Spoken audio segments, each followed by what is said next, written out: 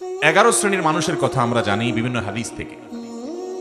এই মানুষগুলোকে নবী করিম সাল্লাল্লাহু আলাইহি সাল্লাম শ্রেষ্ঠ মানুষ বলেছেন, সর্বোত্তম মানুষ বলেছেন, সবচেয়ে আল্লাহর কাছে, আল্লাহর হাবিবের কাছে প্রিয় মানুষ বলেছেন।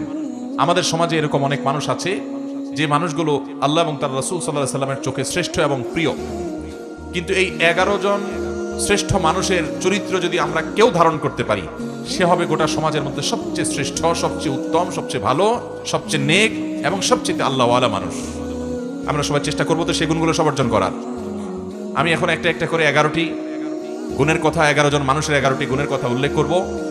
আমাদের কাজ হবে আমরা নিজের সাথে সেটাকে কম্পেয়ার করব, তুলনা করব যে সেই গুণগুলো আমার মধ্যে কতটা আছে, কতটা নাই। এই 11টি গুণের 11টি যদি কারোর মধ্যে থাকে, তাহলে এই হবে সমাজের সবচেয়ে উত্তম মানুষ, সবচেয়ে টপ লেভেলের শ্রেষ্ঠ মানুষ, সবচেয়ে ভালো মানুষ।